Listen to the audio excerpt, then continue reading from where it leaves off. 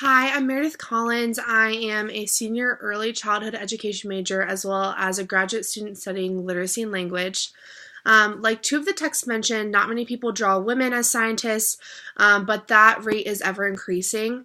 And for my picture, I decided to draw a woman scientist, and I chose this because in EDT 181, we did this exercise as well, and I drew a white male representing and like resembling Albert Einstein, and I didn't even think twice about it. So this time when drawing, I thought about the societal norms and influences, and I decided I wanted to challenge those. After I was done drawing, I noticed I challenged the societal norms of gender bias pertaining to scientists, but I didn't challenge the societal influences of the environment that my scientist was in. So as you can see, they're just in a lab doing little chemical things.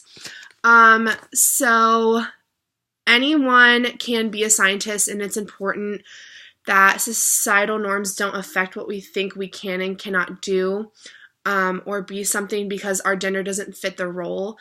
Not every scientist works in a lab with chemicals. Some might be out exploring the world or nature.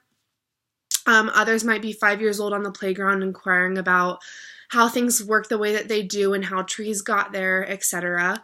And when looking at gender bias and just a general way of how societal norms impact us, it is important to teach things like gender equality and equity in that way, and making students aware of the biases that they may hold and don't even know that they hold. So societal norms have an impact on us whether we know it or not. So it's important to bring light to that as a teacher. And I noticed that my actions that I assigned my scientists were things like pouring or experimenting or exploding, all the things that happened with like chemical changes. And that all stayed consistent with my lab theme, although scientists could be doing everyday things like using their five senses. And then for characteristics, I put things like inquisitive, focused, smart, perfectionist, and success-driven.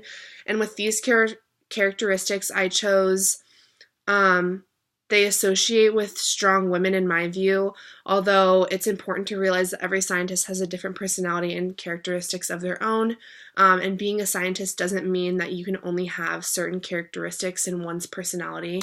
And if I hadn't taken EDT 181 and seen my gender bias pertaining to scientists and other gender-dominant jobs, I probably would have never thought about it.